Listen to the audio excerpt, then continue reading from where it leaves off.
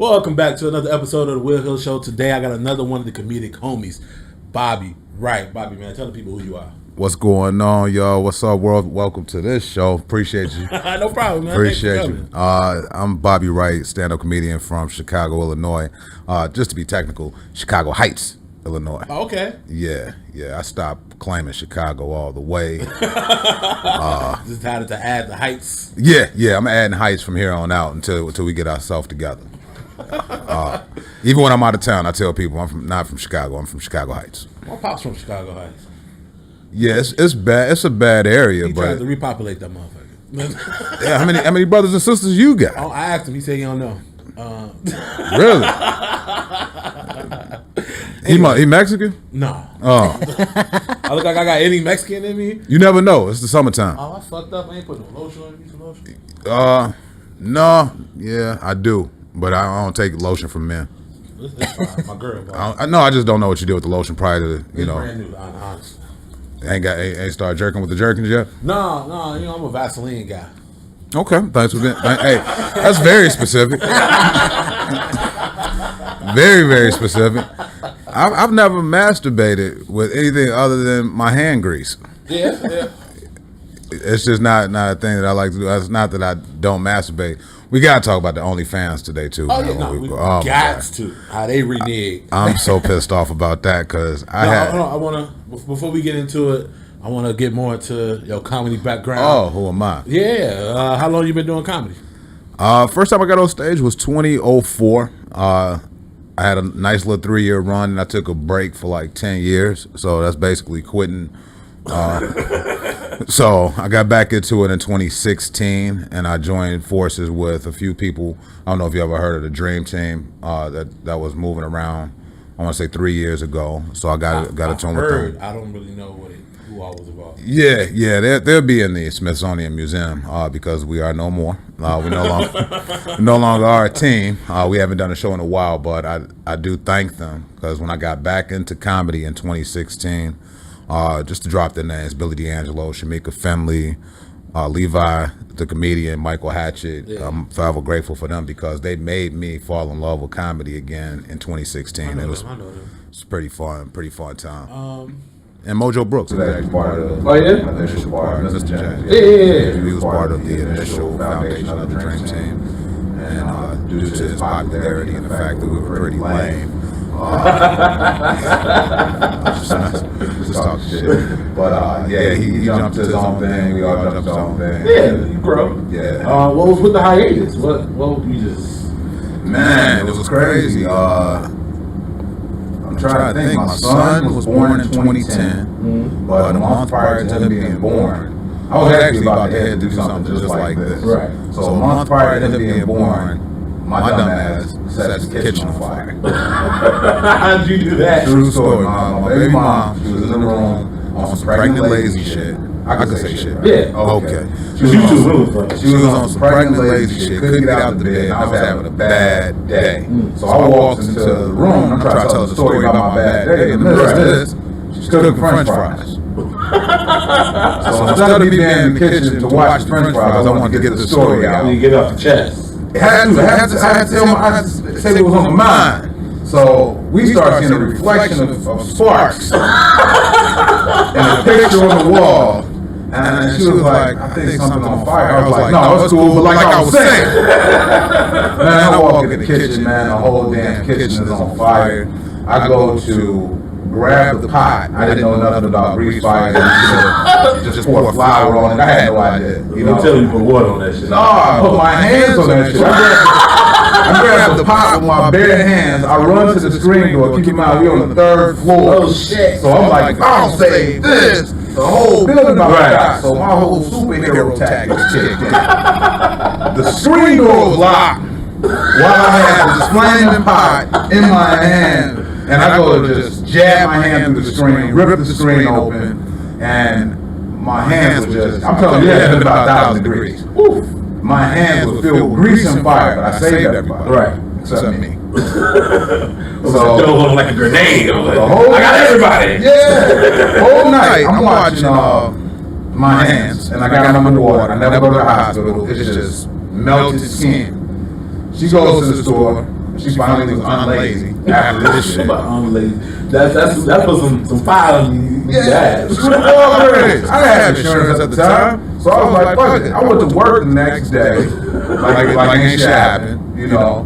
My hands are oozing. Somebody at work was like, I just can't stomach this no more. You need to go to the hospital. Black people, when they appetite is small. Right. I think lunch was coming up for her or something. She was like, you need to go to the hospital. Good ass food, and you fucking it up for me. Yeah. She was thinking about eating, and she couldn't stop looking at the oozing of my fingers, and I was like, I probably couldn't stop looking either. I went to Oak Forest. Kurt, if you seen some shit like that, motherfucking hands all. Oh yeah. You be sitting there next to me, I just be like, yeah.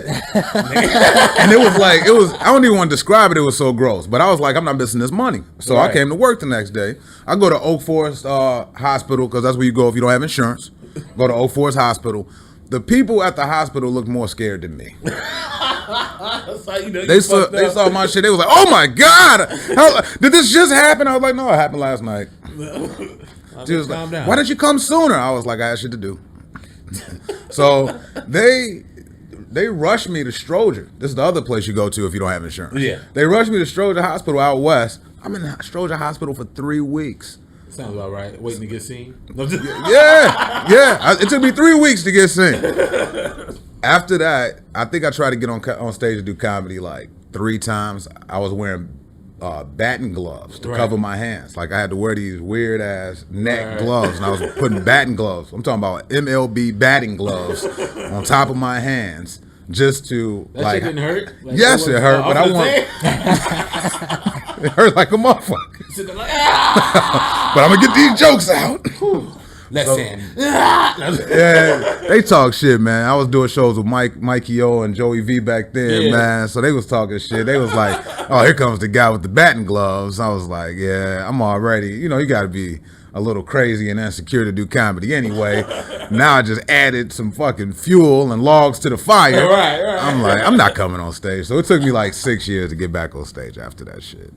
Well, comedy is glad you're back. I appreciate it. My man is hilarious. You have me cracking up. Do you remember your first joke? I think I asked every comic this. Remember your first joke? Oh, yeah. I told you, 2004 was when I first got on stage. First joke I did was horrible, and I retell it now because my delivery is better. But the first joke I had was me not wiping my ass before I get into the shower. So like, say for instance, if you're in the bathroom, I'm a really conservative person. I've been doing minimalist shit for a long time. This minimalist shit is not new to me. So in order to save toilet paper, if I know I'm about to get right into the shower, I don't wipe my ass. I allow the water to do it. Real life, true shit, I'm like, oh, you gotta tell some true shit on stage. When I told this joke, once again, this was in front of black people. And black people's stomachs are a little more queasy than the whites. So they wasn't ready for this shit. And I'm like, yeah. So I get in the shower and I point my ass cheeks at the shower head and I let the shower hit my ass crack. And when the shower hit the ass crack, it go from coffee to tea, and I wait for it to get to water. Bomb, nigga. Bombed. They was disgusting. Bombed. Damn. That was my first joke. First joke I told was me not wiping my ass before I get a shower. Long story short, I got no pussy that night. They was like, oh, that's that nigga that don't wipe his ass. Right. Who would you say was your comedic influences? Man, Red Fox. It was just, man, he didn't really have no airs about himself except for his name, because his real name was Fred Elroy Sanford or something like that, man. But Red Fox just came out and did his shit. Everybody else, to me, were kind of gimmicky. Yeah, in that era, he most definitely transitioned the game. Right? Yeah. Everybody else had to have an actual act. Right. Even though the joke telling was different, it was still more one-liners. It was still true to who he was. You know what I'm saying? He got a joke where he was like, "I'm the first comic to come up here and talk about snot." Yeah. Man, he's one of my favorites, man. Like, he is my favorite. I know a lot of people, it's conversation, Richard Pryor, Red Fox. So who on your comedy Mount Rushmore?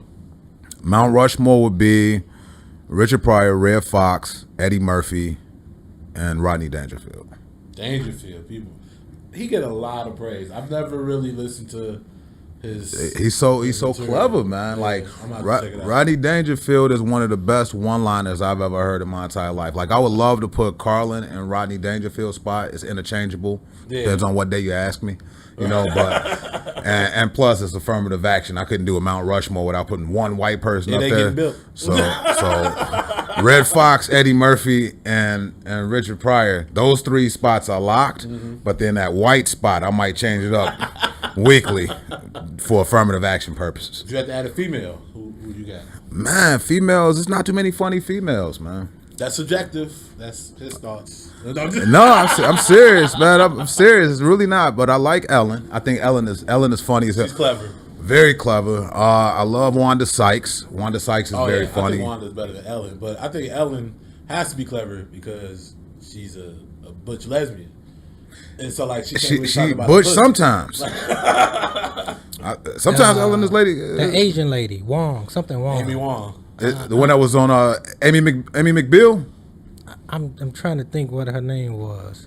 Something Wong. I know she did this like stand up that was where she was pregnant on stage. I thought it was funny. She decent. I know who you're talking about, but Amy Wong. it's really hard for me to That's not right. make a list of women comics. Like for instance, Chicago comics that are women. The only person that I really check for is just Niche. Yeah. You know, everybody else, and that's no shade to everybody else, but just Ali Niche is Wong. Ali Wong. Hey, Ali Wong. This is what you talking about. But you know what? I think I might have a mental health issue because I said Ally McBeal. Her real name is Ali Wong. I was in the ballpark of the alley. Right. Close enough. Nah, I ain't gonna say that. I feel like that's rude to her. Ali Wong. I'm gonna check out. I'll check out more material. I don't know. No, just Niche is hilarious. Just Niche is the reason, and I gotta like pay homage to this. In 2015, before I made that launch back into comedy, Yeah. I was on the scene just peeping people's shit. Right. And I think she thought I was like stalking her. Cause Just Niche was like, she had the show that she did in Markham like every Sunday. And I'll buy my ticket while I'm already at the show from the previous week. I'm like, I'm gonna have to watch this again. I'm coming back. And what I was actually doing was I was trying to find that light. And I couldn't find a light in comedy for shit. I'm like, everybody sound the same, Yeah. goof ass, and doing these doing real hard Chicago shit. Yeah. yeah. I'm like, this is like just showing up to a cult. You know, this Chicago comedy has become a cult. Everybody sounds the exact same. Everybody saying goof ass and bitch ass. And that's it. I'm like, yes, all right. But when I heard Niche, Yeah. I was like, she just did this joke, and I hate that I gotta do a joke here, but. Because, you know, people don't like people's jokes get shared. You ain't stealing it. But she did the joke of a dude she was dealing with, and she came to the hospital because he just got put into the hospital. And she came through like it was like some sympathetic shit. Yeah, to get the and link she want the card. link card back. Man, that shit had me roll. And I'm like, because you know, most women, they use sexuality as their crutch. Jokes. Yeah, and that's She wasn't doing that. nah. It was real life shit. Some shit you can imagine somebody doing. Yeah, so I was really a fan of that. So I apologize if any other women are offended by me saying that I don't think women are super funny, but you gotta like it's a men's sport. I hear women all the time go, "Oh, only thing men do is dick jokes," and I want to be like white men. Like Right. Stay away from up north. You know that's whenever I go up north to do comedy, I feel gay. Like 20 minutes on the way back, I feel homosexual. I'm like, I don't get unhomosexual until I hit like 47. I'm like, whew, I shake that gay off. I was gay as hell. up north. Motherfuckers be grabbing each other's dicks. All kind of shit be going on up north. I'm I like, ain't see man, that shit. Let me man, I did some shows, man. Shout out to my homeboy Derek J, man. But I did some shows with him up north, and I went to go check out a few of his shows up north. I respect Derek J's hustle. He was fucking with up north a little too much. I'm like, let me know when you do a show this side of the Mason-Dixon line. Cause man, I may end up having to tell my girl something. Yeah, I don't like vagina no more. I was up north for 3 days straight, and I just don't like vagina no more. You Bobby with an eye. Man, it's hard to do a joke about gays, man. It's tough, man. I don't know, man. I got jokes about gays, To and I'm me, like, if it's funny, it's gonna be funny because you could tell straight jokes and offend somebody. Yeah. Like, damn. But like, to me, if you get the joke out and the first thing you think of is fuck, that's gonna offend somebody, you probably shouldn't tell it.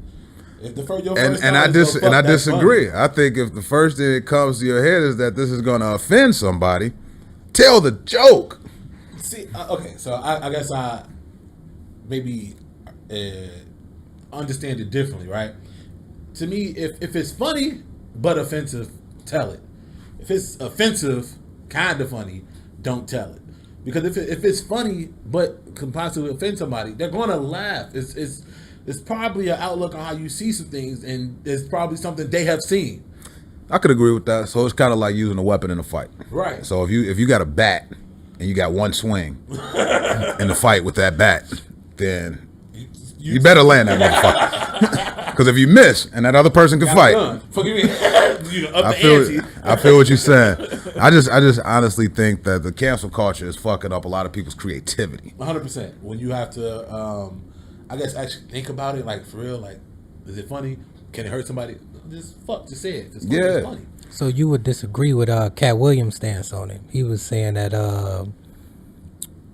I forget the exact quote, but essentially, if you can't be funny, if you can't adjust, then you aren't as a great of a comic as you thought you were, or something like that. I can kind of agree because you got to adjust the time. Period. You got to adjust to what's going on in the world. You know what I'm saying? You can't stay full of with the adjustments. same jokes over and over. That's the hard part of comedy. That's the work of comedy. Like if that was the case, we'd fucking be singers. You could sing the same song over and over. I hate when singers trying to address comedians. If you don't get your track 3 ass the fuck out of here. All you gotta do is just sing that damn song you did in the studio. It took you 20 takes to do. What comedian said that? Was it Rock or like he should have been a singer because the singers. Yeah, they just got to repeat themselves over and over again. But as far as adjustments, you're right. Like I do a show in Valparaiso. Shout out to Jeff Webb. He runs the Market Lounge. He gave me my first paid gig. Oh, for real? Man, I love Jeff Webb. Man, that's a real good dude. Yeah, for real. Shout out Market, y'all. Yeah, Market Lounge, Valparaiso. Make sure y'all check that out. But I did a show there, and I got this joke I do called The Nanny. And I talk about women who date men who ain't shit, but they uplift them publicly to make it seem like they some shit. So I'm like, you ain't got a nigga, you got a nanny. And that's how I do the joke when I'm in a black space. Yeah. I'm like, you ain't got a nigga, you got a nanny. And it's an acronym. It's a needy ass nigga needing you. But when I'm in front of white people, I make the adjustment. I don't like to say nigga in front of white people because they feel like I give them the green light. Yes, exactly. So I'm like, let me switch it up. I'm like, you don't have a man, you have a nanny. You have a needy ass Neanderthal needing you. And I make that adjustment. You know, but it still lands. 100%. All right. You got anything else you want to talk about comedy? Any shows, something you want to I have no shows. This is actually the first show I've been on in a while. Okay. Yeah, I did. Glad to have you. Last show was at the Market Lounge though, so I had a fun time there. 2 No, shows. you headlined that, right? Yeah, I did. How was that? That was fun. Headlining 2 shows in one night is challenging but fun. Yeah. You know, that second show, sometimes people have nowhere else to go from the first show. So it's still like 6 or 7 people from the first show. Right, I'm like, so you feel like you owe them something other than what yeah, I'm like, I should do a different set. Don't ever do a different set. Do your same shit. All right, let's jump right into the bullshit. Let's talk about Sha'Carri Richardson. Yeah. A lot of people had a lot to say about her because she came in last. What I've seen some people being very critical of her, criticizing her for coming in last. Like, that's what you get, woo. And then other people's like, oh, y'all just love to put a black woman down. I'm more on the side of criticizing her, not to the point where it feel like bullying, you know what I'm saying? But you are an athlete, you compete, and when you come in last, people talk about you. But better yet, usually when you come in last, don't nobody know who you are. It's like True. That's just I couldn't take not any other Olympic event and tell you who came in last at any point. I can't tell you who lost against George Bush. So no one knows the loser. if you're a second place, no one It knows. was the first loser, right? We don't know second place, so she caught a lot of fire because we knew who she was. Yeah, Because she built all that hype up behind her. The whole smoking weed thing, it is what it is. She knew she was gonna be suspended, and it quickly came out that she was still going to be able to do a race. So she was like, "Oh, I was off for a month. Wow, you shouldn't have been off. You knew you had something to do." This is my take, man. And honestly, I got to use the analogy. I know we probably talk about the challenges, but let's take the crate challenge, for instance, that's going on right now. Everybody loves when people fall. Right. So if you see somebody do the crate challenge and they go all the way up and they come back down, you're like, where's the next video? Where's the person who fell? Right. So with Sha'Carri Richardson, you like, okay, we got a lot of people championing for her. Weed is legal in a lot of states. Why is it a big deal? We know it's not legal in the Olympics. But as soon as she failed, that's when everybody was like, I told you she wasn't shit. I couldn't wait for her to fail. You know, me personally, I think that she could have went about things a lot better. Right. She jumped on Twitter and said, do y'all miss me yet? Like, she was like embellishing her fame. She was, you know, now you cocky and high. All from grace. You know, I hate a cocky weed smoker. You know what I'm saying? It's like, I don't know many cocky weed smokers. Normally weed smokers are pretty laid back. Yeah. So now you're going to get cocky and smoke the weed. So I got two things. I got, number one, hate trends. I hate social media trends where everybody gets on the bandwagon hating somebody just because they see three other people hating them. Right. And also, Sha'Carri, where did you get your weed from? Because how the fuck you go to 9th place? Like, she was racing Jamaicans? It was some Jamaicans. Which I figured, listen, if she hadn't got put out of the Olympics, Jamaica was gonna still smoke her ass. I said this before she got kicked out of the Olympics. I said that. You owe me money though. Right, I owe you money. I owe him money because the Jamaicans did not dominate as much as I thought they would. But I still thought like she was gonna get smoked by the Jamaicans in the Olympics. 100%. That's what they do. Man, these motherfuckers was a bobsled team. Remember the Jamaican bobsled team? Yeah. Ain't nobody messing with Jamaica. Remember they had JT from 5 Heartbeats. He was on their bobsled team. They ain't got no damn snow. And they ain't got snow. So who the hell fucking with Jamaica? That's if Sha'Carri would have went up against Korea or anybody else. Oh, she lost to some of them. She came in 9th. Wasn't it a black Korean out there too? I don't know. On the racetrack, I know it was a black Korean in basketball. Somebody pissed Umar Johnson off. It was a Korean that pissed off Dr. Umar Johnson. He was from Japan. He's Japanese. That was a Japanese? Okay. Japanese. All right. And you probably want to edit this part out. Can't tell them apart. I don't know the difference. And when everybody high, everybody look Chinese. I actually have cousins who are Japanese, half black. Yeah. And it's funny to see like these little damn near, well they're not, they like my complexion, but they got the Asiatic features. Right. Yeah, I don't. Hey, I love me a light-skinned black woman that got Asian features, and she ain't no part Asian. That's some sexy shit. That shit is sexy, man. Like Moesha. Yeah, everybody except her. Brandy's eyes are too far apart from me. It's just, you ever like did like one of them filters on your phone, and it's like the fishbowl filter, and it separates her. That's what Brandy looks like to me. You might want to edit that part out. Not now. Whatever you said is getting fucking posted. I'm not a Brandy fan, and then when I look at Ray J, I'm just like, oh, it's a male Brandy. This nigga, man. Oh, sorry for jumping to Ray J, because I could talk about that motherfucker for about 3 hours. He is irritating. Well, we only got an hour. We'll do Ray J next time. Ray J is irritating. Sorry. You might want to edit that out. We ain't editing nothing out. If you said it, it's getting posted. That's it. That's all you got on Sha'Carri Richardson, man.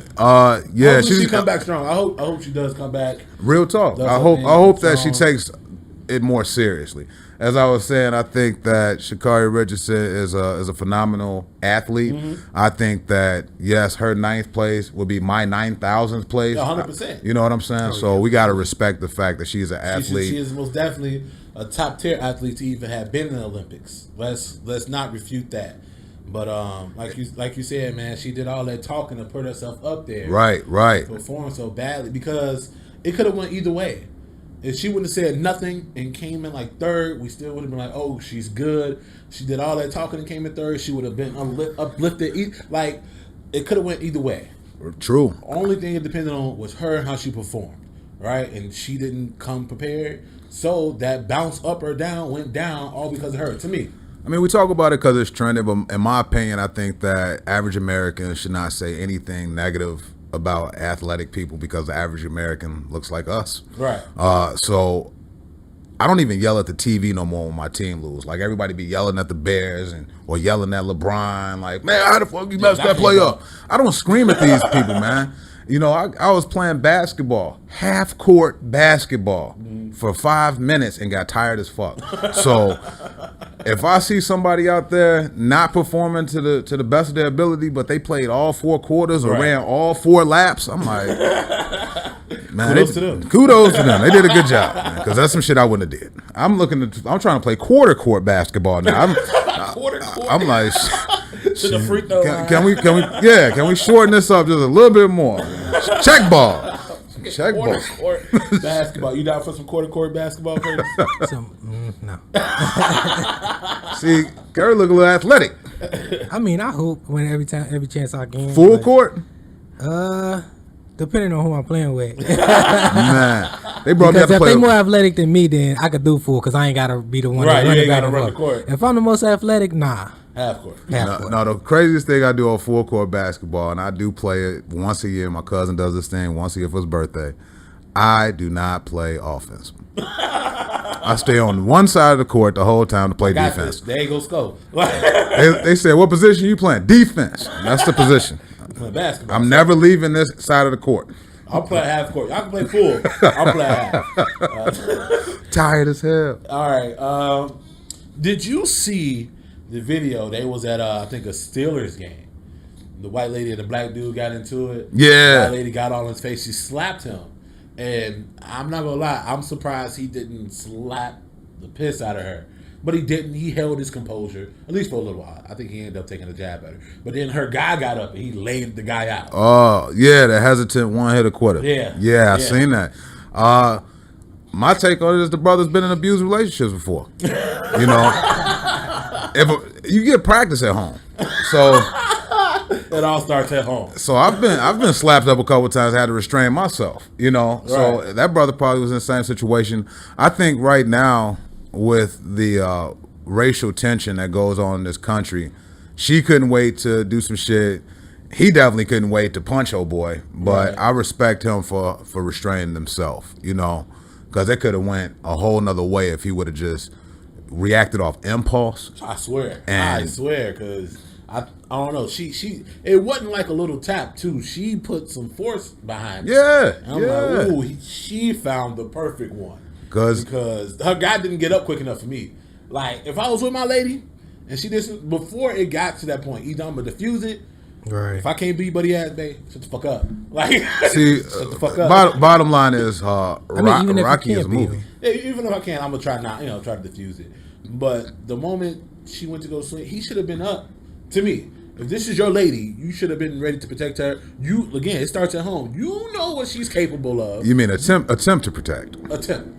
Because he knew before he got up that he was gonna get put right back down. Yeah, I mean, you see how lazily he got up. The smack tap, and the dude hesitated, and then he got up. He was like, "Oh shit." It might have been their first date. Would you protect a woman on the first date? That's not your woman. It's a first date. I'm like, well, this is just some pussy I'm not gonna get. I'm not about to lose my life. Because Rocky was just a movie, man. I don't care what nobody say. Apollo Creed will whoop Rocky's ass 1,000 times over. Ain't no way in hell Rocky's winning. So when he got up, and the fact that he sat him down right back in his seat too. It wasn't like he fell over the seat. He put him right back down. Sleep. Yeah. It almost looked like the Malice at the Palace. I just seen that documentary. Oh, it's a great documentary, man. I like what they doing. What's the name of it? What's the name of the documentary? Untold. Untold. Yeah. If that fight would have lasted a little bit longer at that Steelers game, that would be an untold documentary. But they didn't want no smoke from that brother, man. Nah. Then I like the people who was like, "Oh, she hit him first." Everybody was trying to inform security that he was defending himself. I don't know. Out of It's respect. kind of like, what would you do in that situation? Well, I think that the bystanders that was there, they knew that the cameras were rolling. So we live in a surveillance society. So I'm sure if this was like 1950, it would have been a lynching and a hanging that night. Yeah. He wouldn't have got out that stadium. Because you seen They probably how wouldn't have been sitting that close. Right. It would have been a colored section. You're right. It would have been a colored section. you seen how when all that was happening, nobody got up to stop anything until even after she slapped him. When he gave her that hezzy, then they got up. But when she hit him, no, nobody was doing nothing. Right, no, it's just the society we live in to protect the woman. They should have been a little bit more in tune with the situation, because when that brother adjusted his glasses, just to see better, you knew what was about to happen next. Yo, that's that and the pants pull up. That means Oh yeah, he either finna run or fight. Yeah. When you somebody pull up their pants and they ain't move, you better swing first. Yeah. I just think it's gonna be up there with that Malice of the Palace, man. Like and I hate to keep bringing it up because we on this topic, but fans need to chill, man. For real, this most definitely needs to be a clear-cut line between being a fan and a player. Like that should not really. You could be there, scream all you want, but anytime I feel like racial slurs, stuff get heavily involved. Because in hockey they throw banana peels and ice on the ice when it's black hockey players. Soccer even worse. Soccer do just the same. I was going to say soccer around the world, the fans are they sit a lot closer. And soccer is the number one sport in the world. That's what they have a lot of streakers because for the most part they're right there. For people who don't know what streakers are, that's people that run butt naked. It's like the out of bounds line, and then the seats start immediately. Yeah, that's why if you all over the world, soccer games are some of the most dangerous games you can go to. Right, but they still have that racial issue though. Oh yeah, 100%. yeah. Black people are hated across Did you go see the video with LeBron James getting into it with the fan that was sitting courtside, and they had to escort her out? She was calling them all kind of bitches. Yeah. And LeBron was yelling back at her. If you can't maintain yourself, what Lizzo did was cool. Showing the cheeks. Yeah, I like that a little bit. Lizzo could do that anytime she wants to. Show your ass, but don't be an ass. That should be the slogan at any forum or stadium. Show your ass, but don't be an ass. I'm running for president. I'm voting for you. I love you some Lizzo, man. I'll jump around because just like Sha'Carri Richardson, I partake myself, so. I might jump around a little bit, but yeah, I like me some Lizzo, man. I fuck on every single crease of her body, and she has a lot of them. Hey, Lizzo. All right, let's talk about the homie Kanye. Yay! In this Donda concert. What you think? Because it wasn't really a concert; it was another listening party. I like the fact Marilyn Manson was there. That was pretty cool. Yeah, I like that. I like Ye, man. I like Ye as I don't like him as an individual because he's kind of annoying. I met him a couple of times. Oh yeah. Yeah, I went to Chicago State. I studied journalism. So his mother was actually my student advisor. Yeah. Donda West was my student advisor before he got big. So I was able to meet college dropout Kanye. Right. I didn't like him either. But I respect his genius, man. Dude, yes. I was just talking about this to somebody. It's like, I hate that he made people pay for another listening party, but the actual idea of he made like $2 million, $12 million on an unreleased album. That's unthinkable. But I'm okay with him making money off of that because it might be titled listening party, but that was a whole fucking performance. Yeah. What did they do? So they had the house in the fire. They had the house in the middle. He did the fire thing. He had the matter of fact, old girl we had on the podcast. They was there. William Jefferson too. Yeah, they had the little performance of things. What did they do? They just walked around. It's a performance. Play music. No performance. It's essentially a performance. Whether they walked didn't around. Come out to 11 o'clock. It was like 11:30. He didn't come out to like 11:30. Right, but it's not a performance. But it really was. I think the money spent and the actions took makes that a performance. Yeah, it might not be the performance we like because I look at that like I thought the whole thing was bullshit. But okay, I'm sorry. I'm still looking for a performance. The house being them and then walking around was the see performance. a The energy. stage. He put a stage together. They stood on the porch and y'all watched them vibe. Oh, they did say they danced. It was. He had a dance dancers. thing there. Shout out to Serena Monet and Ty Law. They were actually part of the performance. They had to. I guess they were dressed up as security guards. Yeah. with Yeah, all of them. Donda. We had Yeah. this name. We know had a couple few people yeah. that was. So yeah. so it was something there, but I'm a big energy fan. Yeah. So whether it was a concert or a listening party or whatever, for some reason the energy was dope because whoever was there, they said it was a good vibe. Yeah. I mean, If anything, the model of what he's doing, I think, is good because you give people. Now, if he would, I think if he should have did it like exclusive, like listens. So you come to this concert, you the first to hit an album, and nobody else. And then you do it, make it a tour / listening session thing.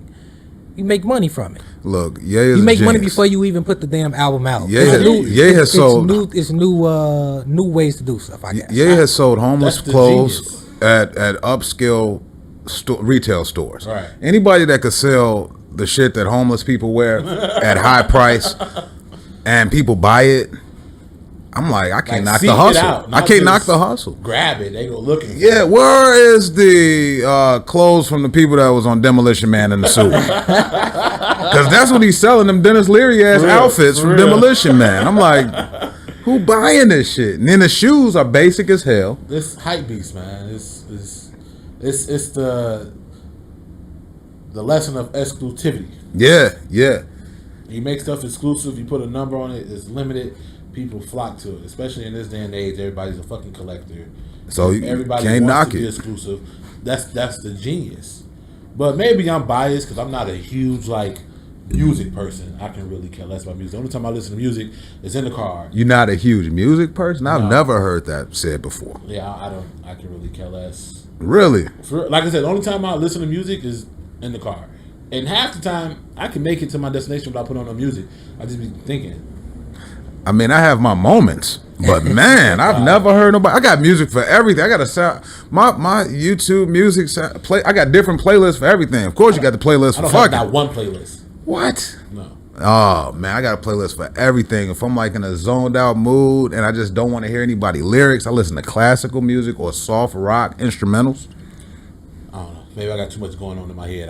I can just sit here and think. I'll be thinking shit. I'll be like, Hey, oh, that's a good joke. Right there. Well, what you need to do, man, they got this app. It's called Open Path. They got a list of therapists that you can go to. And I got it there. really? Yeah. Black man in therapy. I love it. I love it. Yeah, no, I go to therapy. Me too. It's called the Weed Man.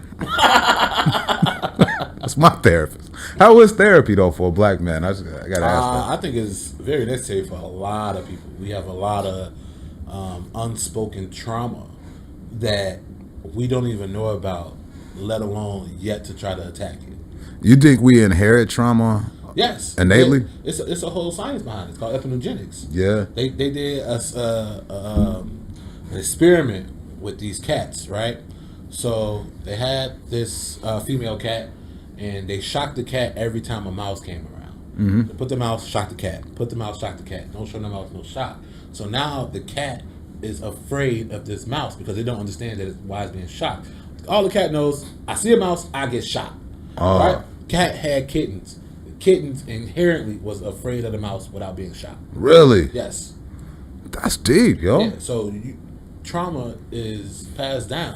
I heard Nas say it on an album one time. He was referring to PTSD as post-traumatic slave syndrome. Same thing. You know. Because like we still see the results of slavery, and I could tell you one of the biggest ways is how we treat our women versus the men, right? We are seeing more black women at a higher educated level than men because the woman was put in the forefront to be the strongest member of the family, while the men in the family were being protected by our mothers. Stay in the house, stay out of trouble. They're gonna lynch So you said that's by design. by design. That's why black women are now out earning black men, and now we have I kind of want to say like an issue of black women looking for now other races because the black man is no longer to keep up I agree. I think black culture is a more matriarchal culture by design. You know, and because we're the only one.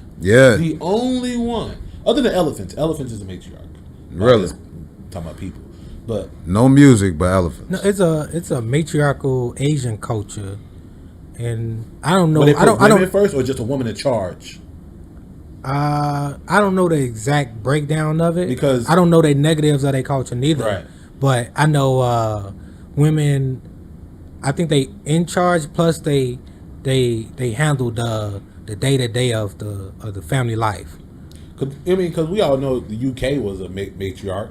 Queen for a long Elizabeth. time. Queen Elizabeth. Yeah. You know, that makes sense. But But still, the men ran Parliament.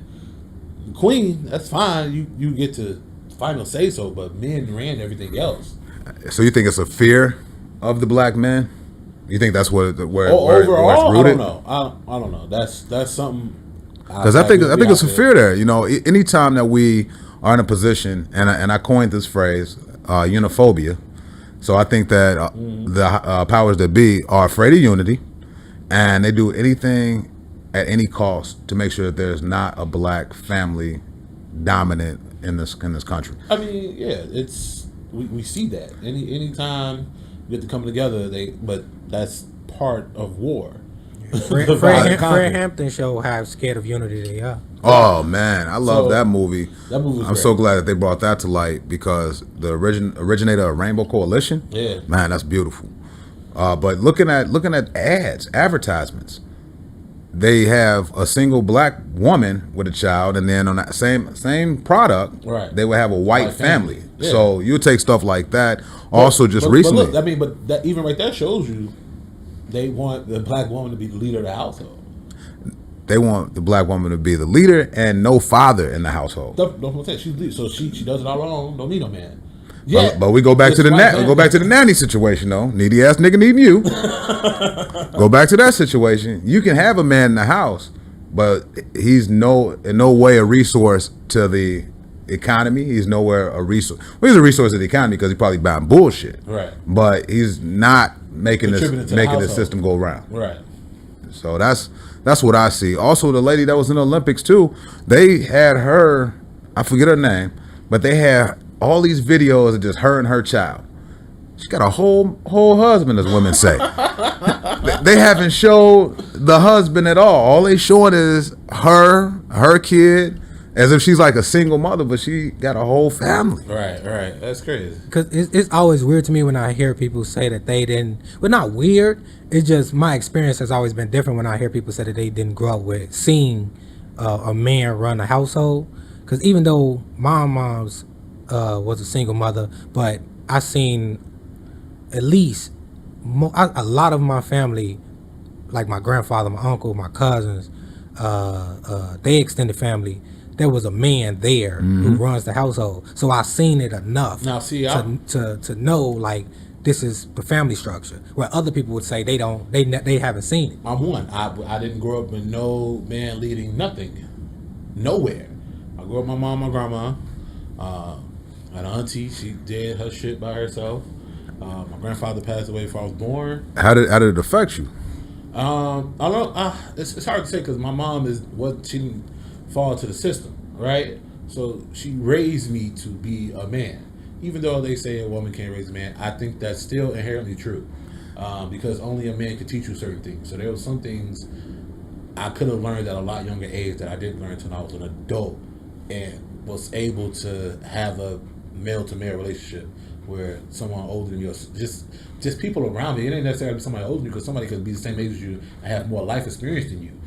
Other men around me I took stuff from and learned from, right? As we should. I just think that the definition of what a real man is completely what's the word? Objective? Yeah, subjective. Subjective.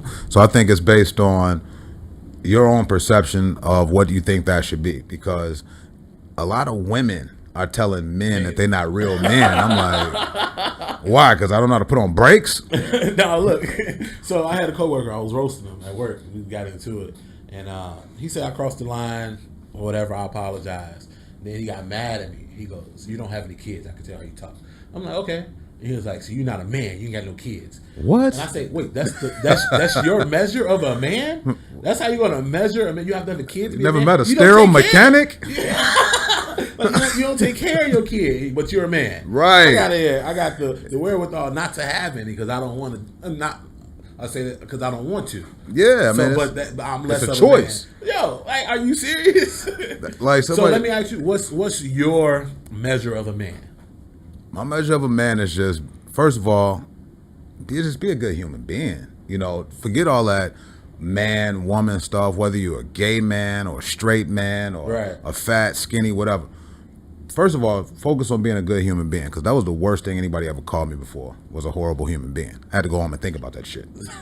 So I'm like, yeah. It wasn't nothing. Quick story. Pissed on the gas station, where you put the gas in that gas pump. Pissed on it, walked inside, the Arab guy.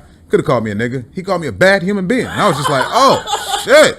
Can you call me a nigga so I feel better? Please call me a nigga. But be a good human being.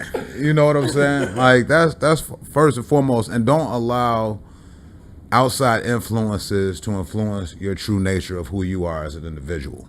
You know, I think that's difficult because your outside influences shape who you are.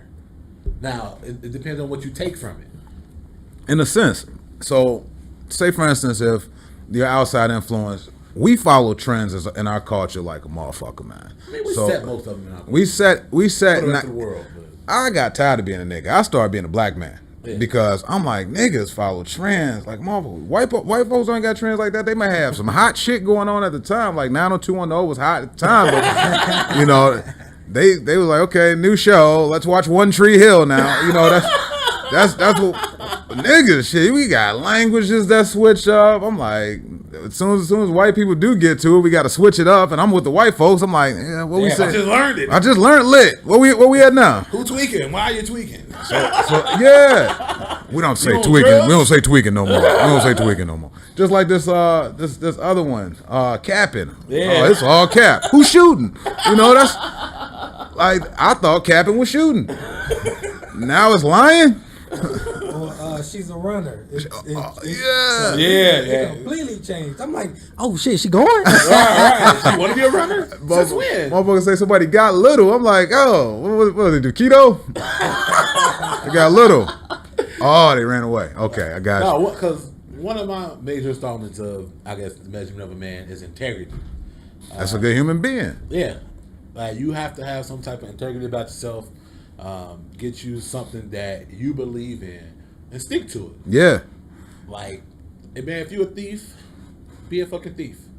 If you got your morals, you don't rob old people, then don't rob. You know, have some type of integrity about. And that falls into being a good human being. Because I 100%. know some women thieves. Oh yeah. I know male thieves. I know kid thieves. You know, I see a dog that's a thief sometimes. You know, I'm like, "Man, we ain't feed you that. What the fuck you doing over here? You know what I'm saying? So that's just goes along with being just a great being while you're inside of your shell. Because every living organism on this planet is a spirit, whether it's a plant or a person. So it's just, I mean, it's hard for a plant to commit a crime, but shit, everything else commit a crime. I've seen dogs maul people. That dog had no integrity. You know what I'm saying? Speaking of integrity, let's talk about OnlyFans Oh yeah. and the integrity. Are you gonna edit in? Are you gonna edit in some funeral music on this one? For what? They That was a came back. weird transition, We integrity had to into move along. OnlyFans. We had to move along, sir. Man. How much time we? So they allowing them to come back now? Yes. Okay. So, for the people who don't know, OnlyFans put out a statement. It was supposed to be October 1st. They was going to get rid of all of their sexually explicit material, which for some reason angered a lot of people. Especially Pornhub. But the reason they was going to do it, the major banks was not going to pay out to these people. Anybody had a bank account with OnlyFans, they was going to close it out because of integrity standings or something. Really? Like that. Right. I'm like, J.P. Morgan Chase cares about integrity. Rooted in slavery. Yo. J.P. Morgan Chase had an issue. Yes. It was one of the people who was like, yeah, we're not doing it because for integrity, it was I forgot. J.P. Morgan Chase has closed down multiple porn star bank accounts in the past. Yeah. Really? Well, you know, they powers that be. Yeah, that's it. So OnlyFans was go switch it up. It's like, all right, if all these banks go band together and they ain't gonna pay nobody, then we ain't got shit no way. Right? Yeah. So that was a few days ago, and then just yesterday they flipped and said, "Nah, fuck it, we gonna keep doing, we gonna keep doing, oh shit, we gonna keep doing what make us money." You know what I'm saying? That's because it's generating revenue.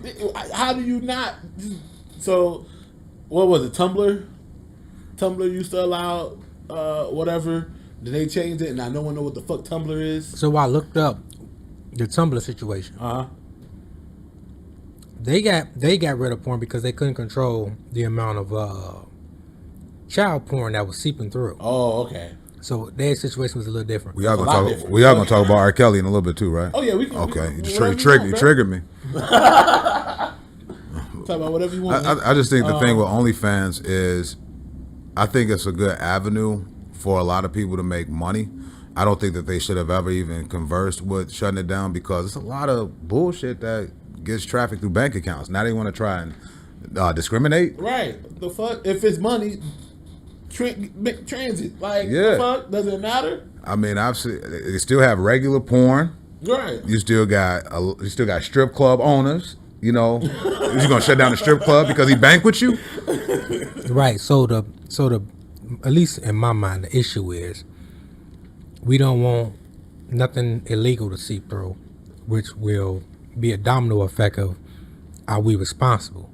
As the bank? But right, because when there's money involved, the federal government gets involved. Right. So if you are allowing anybody to do business with your establishment that does something illegal, you are now liable For holding the money. But the problem is, instead of they don't want to do the work. So they don't want to do the work to make sure that everybody is compliant. Right. Instead of saying, all right, let's make sure that there is no child being exploited, no children being exploited. Right. It's, no, you just can't do our work with our shit. Yeah. And it's laziness. Create better clauses. It's laziness on their part. They got the money, trillions of dollars between all these banks, trillions of dollars. Right. But you don't want to help, which is a good cause. You don't want to help the cause of stopping child Right. exploitation. Fuck out of here. Yeah. Y'all, they can do the work. They don't want to do the work. Man, look, if Buddy could have Catch a Predator, Chris Hansen. stop more childhood pornographic perverts Predators, yeah. than anybody. Just put Chris Hansen on the OnlyFans staff. But did you know most of them people didn't go to jail? That's because it was a TV show. Like they would get to court, and if you had a halfway decent lawyer, they got out of that shit. Yeah. Because it was entrapment. Really? Yeah. Yes. But now everybody know you're a kitty toucher. No, only if they watch the show. So they didn't have to. They didn't have to register at all. They didn't get convicted of nothing. Damn. I didn't know that. Most, I didn't know that of most. them. So they went right to Tumblr. That's crazy. Most of them did not go to jail because, like I said, if you had a halfway decent lawyer, they said it was entrapment. And it was like one of them shows that was seriously funny. Like it was half serious and then half funny. It's like you know. bullshit ass excuse. Like, what are you doing? You caught with everything. Bro, that shit was super funny with me. I could even stop. Catch a Predator? When I was Oh, a kid watching this shit, I'm like, I got your ass. Not realizing the seriousness of what they just did. Yeah. The funniest part of Catch a Predator was when Chris Hansen would read the transcript of conversation. Why would you sit there and do that? Explicit.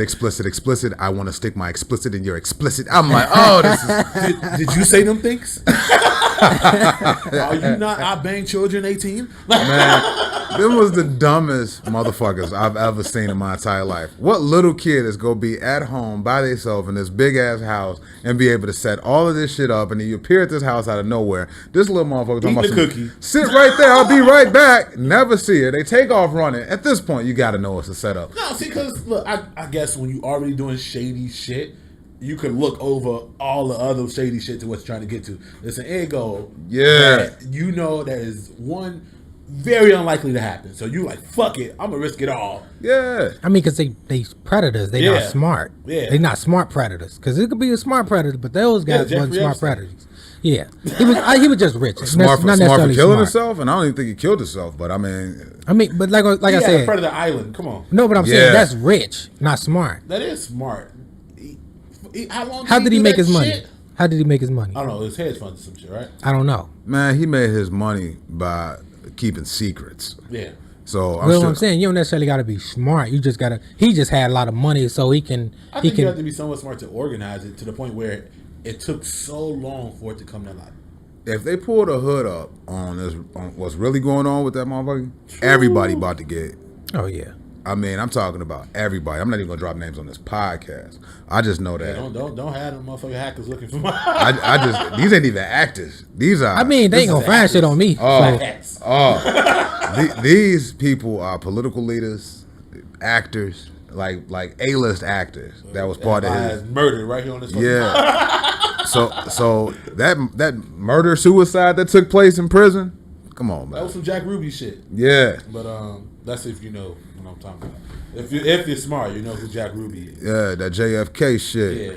So I think that OnlyFans, I'm glad that it's not going anywhere because. Do you think OnlyFans is harmful to the society, community? No. No, I don't think so. No, not at all. I think. Do somebody believe it is? Yeah, a lot of people do.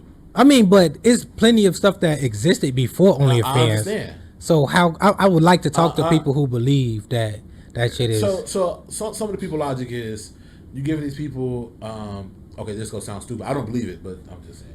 Some of the people saying like, oh, you're giving people a way not to do real work. I'm like, sex work is real work. Taking dick is real work. It is. Put up content every day for Yeah. motherfuckers. That's real work. Taking dick is real work. So you're saying they're not doing real work. What else they were saying? Oh, You know what else taking is average, like everyday people. You know, a lot of teachers got caught on fucking OnlyFans and shit. It was like, oh, these people. I don't like they lost their job though for that, man. Like, come on, man. It ain't like she was in the classroom giving a lesson. Right. Turn Hold the on, webcam kids. Let me on. pull this titty out. Right. We don't see that. You know, if anybody need to focus on somebody not doing work, it's the motherfucker that's holding the stop slow sign out here in these streets doing construction. What the fuck are they doing? Paid $20-something an hour. Yeah, I would rather I like the OnlyFans people more than the stop sign lady or stop sign man who's out there just turning the sign slow, stop, slow, stop, fuck out of here. Yeah, I don't understand the logic behind saying certain stuff is not work. Only thing I can say to those people is you got you so YouTube, OnlyFans, being an actor, you these type of people, they'll say none of this stuff is real work. Right. But they making more than you probably are at your job. Right. So how is it not real work? We live in a capitalist country 100%. Yeah. where you got to make money to eat, and if you making money, you working to eat. So how is it not real work? Somebody You- hand you the money. Right. You neutralize the Black Panthers with heroin. Were the heroin dealers doing real work? You know what I'm saying? You neutralized the black community in the 80s with crack cocaine. Were the crack dealers doing real work? Right. You can't pick and choose what's real work and not real work. You know what I'm saying? That's retarded to me, man. I hear you. And all we need is like 4 Karens. And once you get 4 Karens involved, that's kind of like creating, like, you ever watch Power Rangers when they become Yeah. that big ass Power Ranger? Or the Voltron. Yeah. So when you get 4 Karens to agree that they disagree, oh man, it's over with. You're canceled. It's over. Talking about stupid shit. We gotta go full on with the crate challenge. That shit's so fucking retarded. I ain't gonna lie, I'm all for it. I watch every last one of them, bro. Like, Of course I watched it. I just think it's retarded. I think it's stupid as started fuck. off with the Hood Olympics. I'm like, yes, do that shit. It reminded me of y'all remember I'm Gonna Get You Sucker, Keenan Ivory Wayans project that he did? I know it. I've never watched Yeah. it. So they had a scene in there where they did have the Hood Olympics, and they were like breaking down cars, like who could steal all the parts of a car in an amount of time. We got a new record, you know. Hilarious movie. Make sure you watch. I'm Gonna Get You Sucker. It's a classic from the great Keenan Ivory Wayans. But the crate challenge is so fucking stupid, and a lot of people don't have insurance, Right. so you get to that blue Yeah, crate. that's what everybody been saying too. Like, y'all niggas know y'all ain't got good health insurance or no health insurance at all, and you out here playing dummy with your body parts. Crash test dummy for For what? $100? No. It's a bunch of people sitting at home right now with ice on their back. Yeah. It'll feel better. Like, nah, bro, you need to... You already risk it. It's already a risk. Already a risk being black in the hood. You got a bad diet because there's poor dietary choices in the hood. Uh-huh. You popping pills. You know what I'm saying? Right. And now you saying, okay, that didn't kill me. Let me try these crates. Try these crates. You know what I'm saying? It's like it's super retarded, man. They had a cop doing it too. Yeah, he kicked that motherfucking crate from under his ass. Yeah, I seen one, it was a female. that was neat. Nah, I didn't see that one. There's a bunch of dudes. Yeah, I would let that ass fall. They tripping. Once you've committed to going up crate 2, you go ahead and let them fall. Yeah. And there's like that blue crate that's at the top. That's and did it start in Chicago? Did the crate challenge start here? As far as I know. Because I see it everywhere now. Yeah. But first of all, I didn't know that many milk crates existed. Yo, what? I'm like, How are they carrying milk now? right. You got people pulling up at grocery stores. Hey, you throwing that crate out? Cuz. Let me get a pallet of crates. You know what? When I was young, I never realized where we get the crate because we used to always find crates to just put to up make a so we can basketball make a room. basketball hoop. Yeah. Never realized where the fuck are we finding these crates at? Grocery stores. Right behind the grocery stores. Because I use them for storage. I don't remember where I got it from, but I just found them. I use You them for could buy storage. them. I didn't know you could buy them. I thought you just took it. No, you can buy them now. I seen them. I seen them at Menards, 2 for $5. I ain't lying. Holy shit. Now you got brothers in the hood. Hey man, you want to go half on these crates with me, baby? We about to do the challenge. They got money back. Like the challenges are stupid. I think it was fun during the pandemic to watch different challenges. I saw a push-up challenge a couple years back. They had the ice challenge for ASL. See, the ice bucket challenge to me was a little bit different. It was the way raise awareness. right. That it had a purpose to it. You know what's the stupidest challenge right now is though? It's more stupid than the crate challenge. Oh shit! What is it? Is the black fake scholarship? Go tell your with their grandma. mama and grandma and shit. They get That the- shit's so- You haven't seen this? It started off with one girl. The one girl she told her grandma she had to do like a video like vlog type thing, and she was like, grandma would say you was my inspiration. So she's sitting there in front of the camera and go, oh, my biggest inspiration is my grandma. She was a prostitute. Yeah. And daddy hit over the head with the frying pan, and she limes, but grandma trying to get her this money. Right. But then grandma ended up breaking character at the end. So now it's a whole bunch of videos of people doing. So that's the new challenge to try to.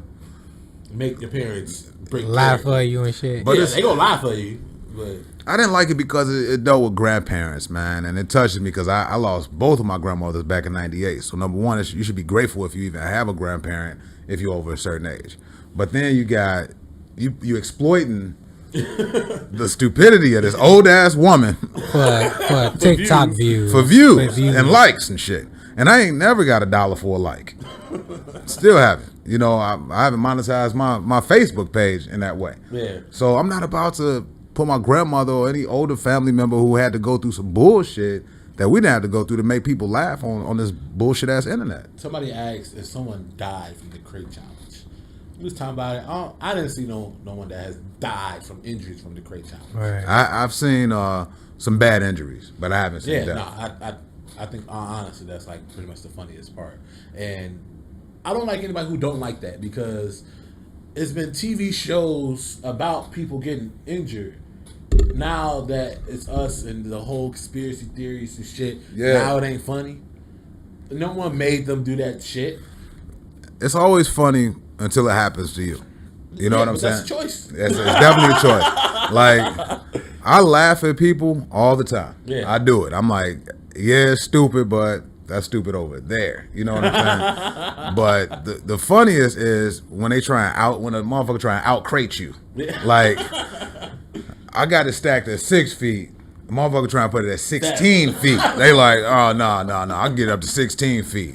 And they got like random crackheads in the neighborhood trying to go up this shit. Yo, they doing it in prison. Where are they getting the crates from in prison? They drink milk in prison? I don't know. I ain't never been. I don't plan on finding out either. Man, I love prison shows, but I don't want to go. Yeah, I was most definitely watch it from the comfort of my house. Yeah. Hey, No, I seen a video. They was doing it in prison. They had some white dude. I could believe it because I saw a video about a Chinese prison. Could have been Japan, but it was It was a prison, and these motherfuckers all learned how to do Thriller in unison. The Michael Jackson Thriller Oh yeah, I dance. seen that shit. So if they got time to do Thriller rehearsal, they got time to do the crate I challenge. think prison is getting too soft, man. What?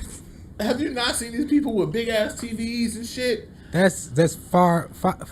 It's not enough of that happening for it to be an easy. I guess they Yeah. all got phones. That's minimum security prison. That's See, I don't know. I ain't never been.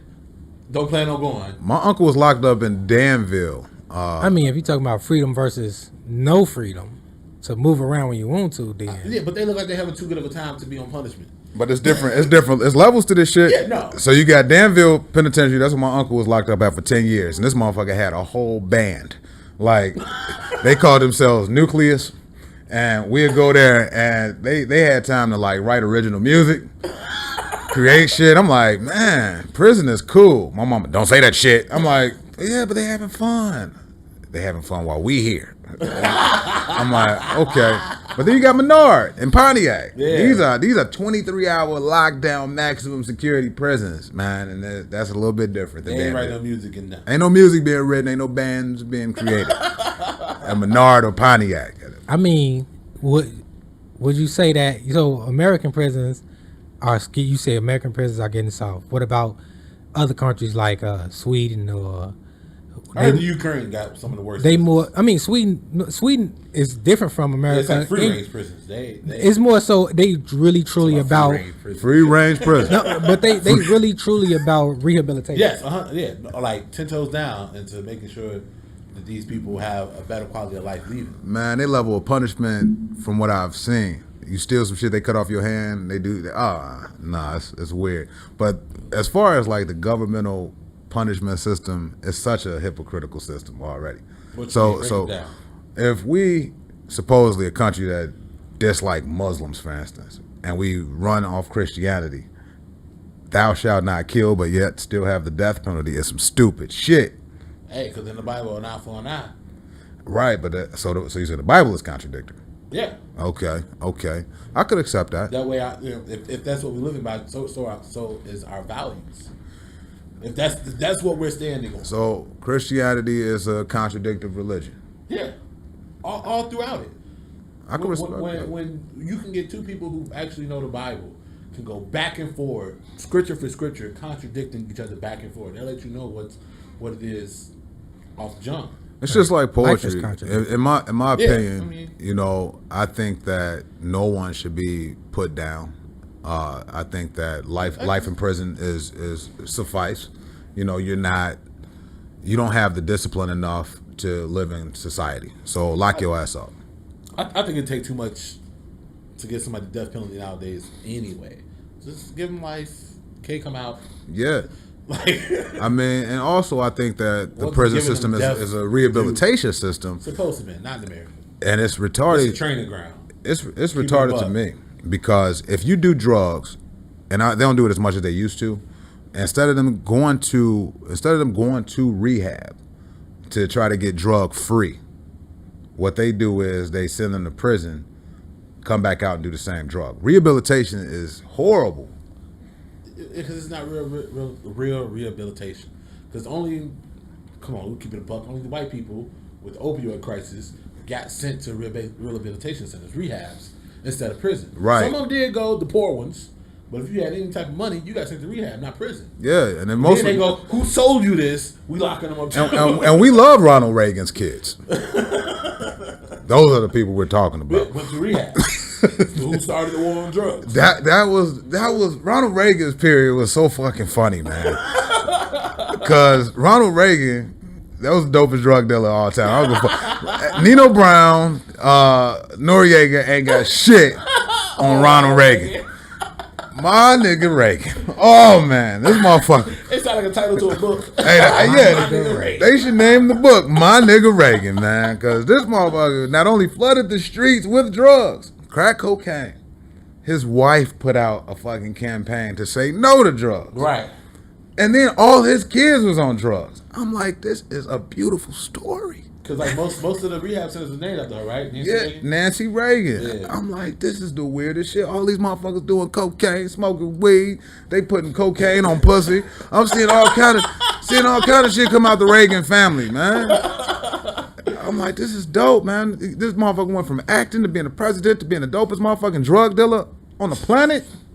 Oh man, they need to do this movie. Do the movie on Reagan. The real Reagan. The real Reagan. No. All right. The motherfucker had a Gucci belt. Have y'all seen the picture with the Gucci belt? Oh. Google that Look shit. at that shit. All right. So I have put on Facebook any topics anybody want to talk about. You have put a topic that I want to talk about. That the word GOAT. Oh yeah, we gotta talk overused. about it. Oh, let's talk about it. I agree. Oh my god. What had you in that mind frame to say that? What are we talking about here?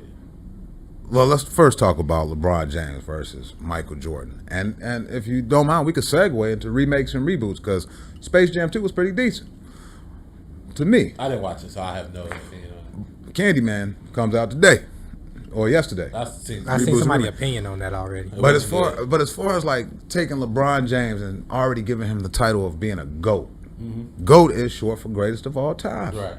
First of all, he hasn't even finished his career yet. You know?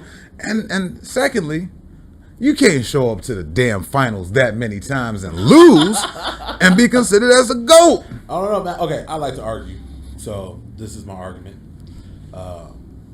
It's a different game. It's most definitely a different game. You had in that 92-2000, you had some stars. Mm-hmm. Was it one on every team? No. It was a lot, though. It was a lot. I mean, yeah, it's at that time. But to me, overall, when you compare stars of the day, all of them, not just top 5, let's go top 20. You compare the top 20 to the top 20 of the past era, I think this top 20 wins. Especially if it's this basketball, right? You talking this pussy ass basketball? This high shooter league basketball. You can fix it. Okay. The how volume shooting basketball. Yeah. I mean, what about if you put these basketball players or these NFL players up against the 80s and the 90s based on 80s and 90s rules? For basketball, I still think they come on top because the only thing major that really changed for basketball, in my opinion, was the way fouls are called. Right? There's less fouls, but the game was played when people it was 2 or bust, dunk or bust, shall I say? No, I take that back. You had the mid range, but when you step back for the 3, that was open. So if you try to integrate that, and people nowadays are shooting way more threes, they're not used to defending against that, and that's why the 3 became so popular because the game had to transition to stepping out to the perimeter. So you get these people who didn't have to play at the perimeter. Now all of a sudden has to play. They're going to lose. Let's put it in this perspective, and I respect your opinion on this, but let's take, for instance, Michael Jordan. Okay. Michael Jordan hasn't dribbled a basketball since what, 01 in the league. You count that. So he played for the Wizards. We really don't count the Washington Wizards year. Yeah. But it's been 20 years. We can't get that man's name out of our mouth. We can't stop buying this man's shoe. So he set a standard for the players that you see today. And that in my opinion. Can we take the shoe sales out? Okay, let's just go off of straight skills. Right. So let's go off his skill set. So he set a standard where I say we still say Jordan when we shoot. yeah. Jordan or Kobe? I don't hit LeBron. Yeah, Jordan, Kobe, never LeBron. Yeah. Or even Rose too. We from Chicago though. Chicago. We D Rose. Knee woes. I like D Rose, but I think that as far as LeBron being considered as a GOAT, I think he's a great player. I think he's a great individual based on the snippets that I see from what I see. But as far as being the GOAT of his respective sport, far from it. No, I think he is a GOAT. I don't think he's the GOAT. It can't be. That's like saying. No, because like you get The champion, God versus but then, like, gods. you got like the pound for pound champion. You know what I'm saying? Yeah, you whatever your weight class champion. I'm the GOAT police, man. Let me tell you. That's why I mentioned it. Like I don't consider Mike Tyson as the GOAT of boxing. I think he's a legendary boxer. Who, Ali?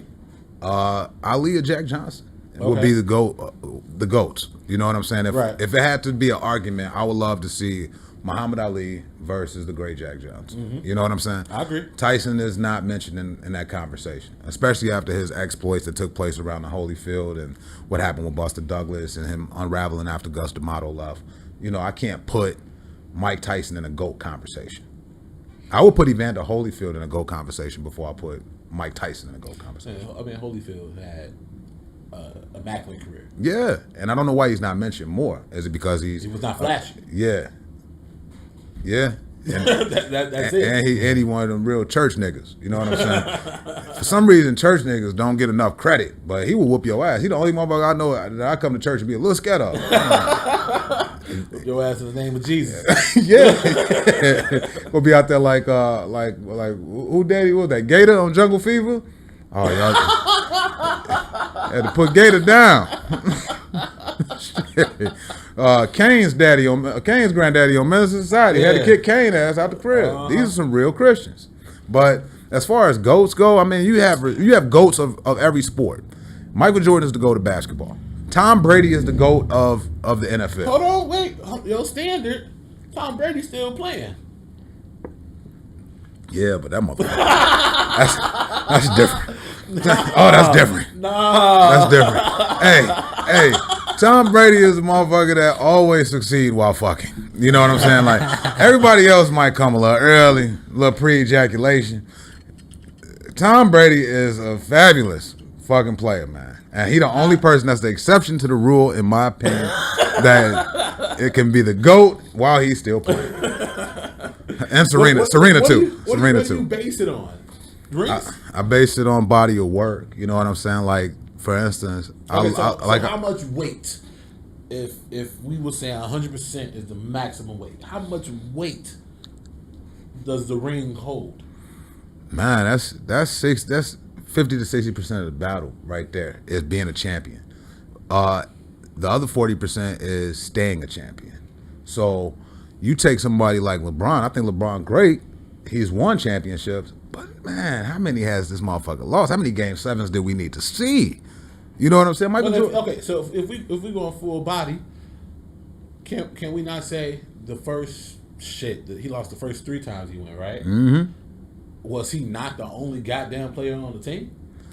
Yeah, but he should have been a leader. A part of being a GOAT is being a great leader. Yeah, but he was young.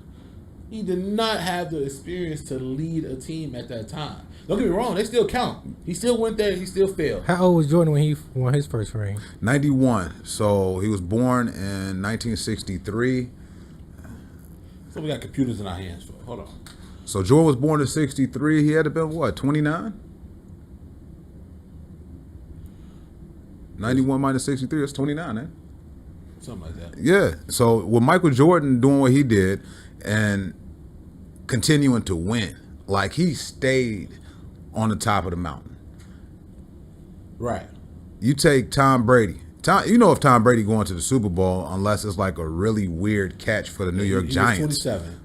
He was 27? Mm-hmm. I'm horrible at math. 91. Oh, okay. Won his first championship. Right. Let me insert LeBron, right? That's what we finna compare it to, though. But I don't think it's a comparison of age, man. LeBron James, you gotta understand, back in the 60s, the diet was different. Don't try to. I'm doing this to protect. LeBron was 27 when he won his first. So it's a great comparison then. Yeah, when he won his first, he was the same age as Jordan. But you said, was he not by himself? You know what I'm saying? No, well, I was saying he was younger. He didn't have the mental fortitude to lead a team at 23, 24. In my opinion, I still don't think he has the mental fortitude to lead a team. I think that he won because those other teams were just that fucking bad. I mean, he had a super team. That was the whole thing. But even his first year in Miami, they didn't win. the flopping takes GOAT status away from LeBron for me. For LeBron, yes, his The actual flopping, play, yeah, the flopping. When Just thinking about there's how so he much plays. evidence of him screaming to get a foul when nothing has happened. Yeah. So him it's and the James flopping and his Integrity. and the attitude. He loses that for me. Yeah, I think he's a I great ain't individual. never seen Jordan flop. He's a great player. That's all I'm saying.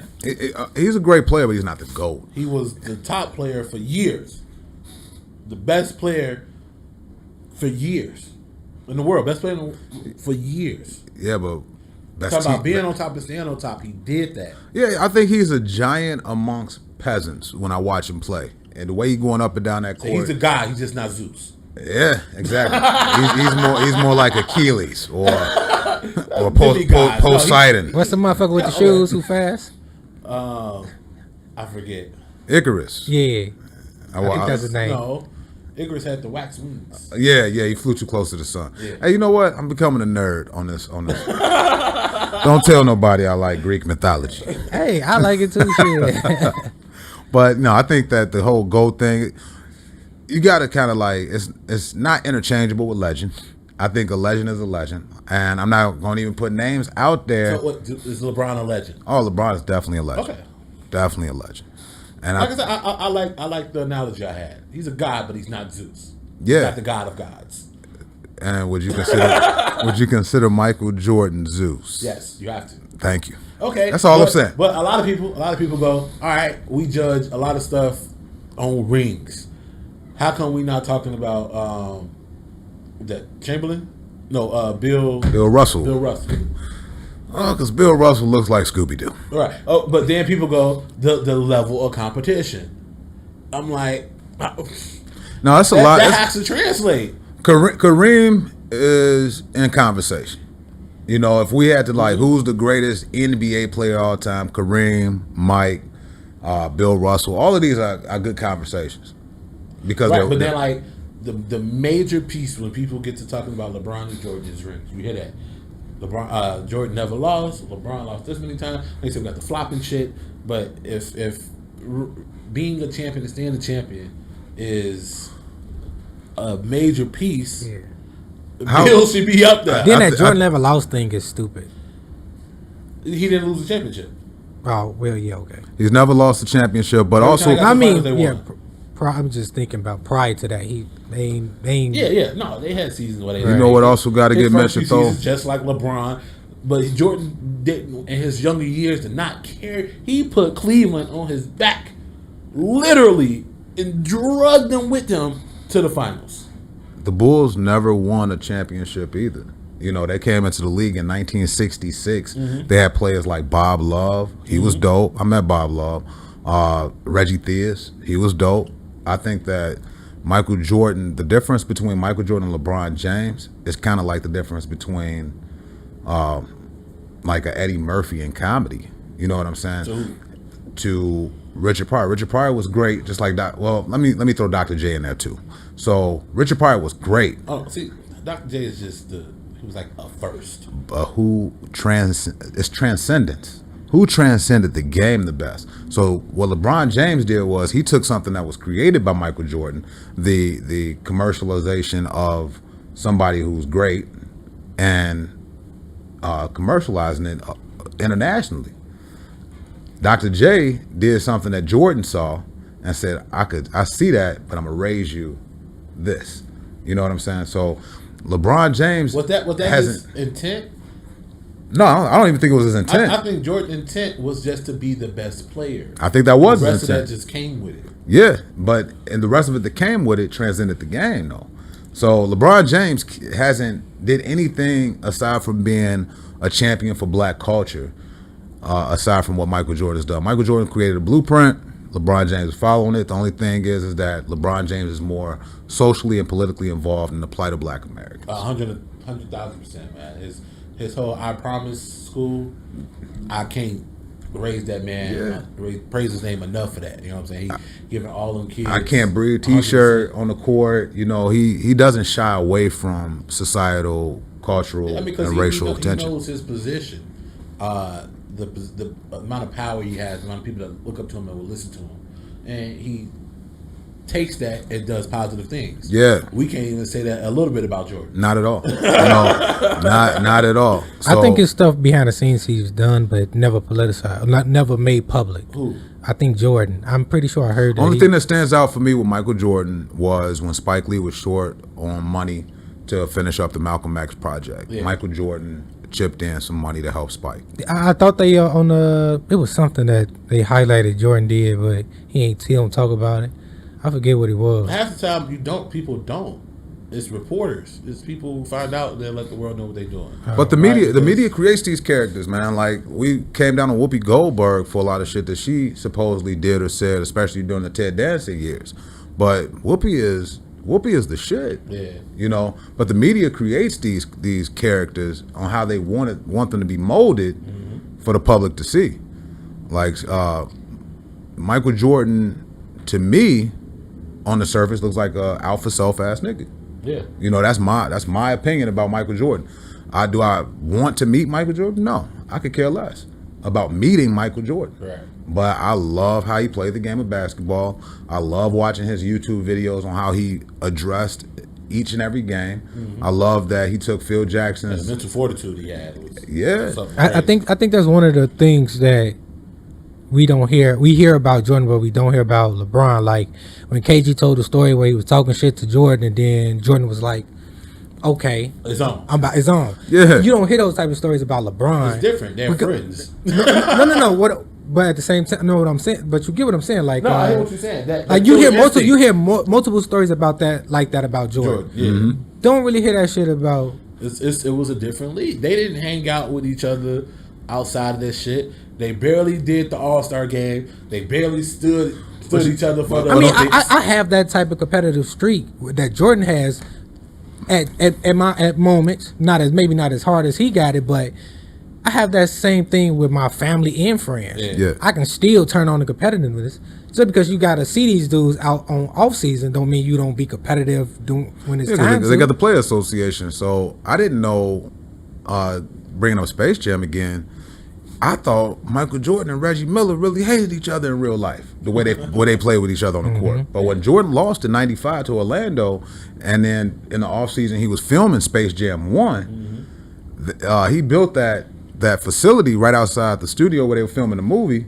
And you look at the footage, everybody that he had beef with on that court came and helped him get stronger. So he has a rapport with the other players. Right. It's just he has that killer instinct when the lights come on. LeBron out there, he giggling and shaking hands and taking pictures and shit. He's a nice guy. I think this is just a personality trait. Yeah, like I say, I don't. Because, like, I don't. You wouldn't hear that story though. I play pickup football with my friends. I talk a lot of shit During the game. Then they come over here for my podcast. Yeah, You know what I'm saying? yeah. During the game. I talk like if I'm on the line and you smaller than me on the line, I'm gonna grab your hand. Who child is this? Man, Where's your permission slip? Who said you can be here? is it flag or tackle? Tackle. I'm not playing no fucking. You Man. can grab my flag from across the goddamn field. Them motherfuckers had me playing flag football in Bolingbrook. I'm gonna show you this one video where I ran this kid over. This shit was hilarious. All right, let's move on. Do you know the secret meaning behind the pineapple? I just thought that it helped women's pH, so when you go down on it, it tastes better. No. So shout out to Not Alan it? Escobar. He's a comic. You might know him, Alan. Yeah. So I had on a pineapple shirt, a shirt with a pineapple print. And this girl at work goes, "Oh, I didn't know you got down like that." I say, "The fuck? Down like what?" And she goes, "Oh, pineapples are for swingers." And I'm like, What? The fuck? You know what I'm saying? So if you wear pineapples, that's a message to all swingers that you ready to I swing. talked to Alan. Swing it up. Talk to Alan, who's a swinger. I go, "Hey, you make jokes about being a swinger. Tell me if this is true."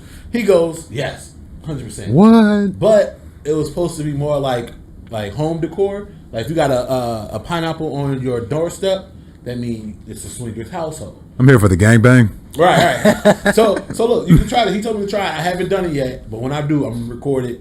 He say, Not the swinging. No, fuck no. Oh. How you can find swingers. He said, if you go to the grocery store, grab a pineapple, put it upside down in your cart, and let people know you're open. I'm just gonna do it. I'm not about to. I'm gonna tell them, hey, I accidentally did it upside down. I mean, but I want to see, Right.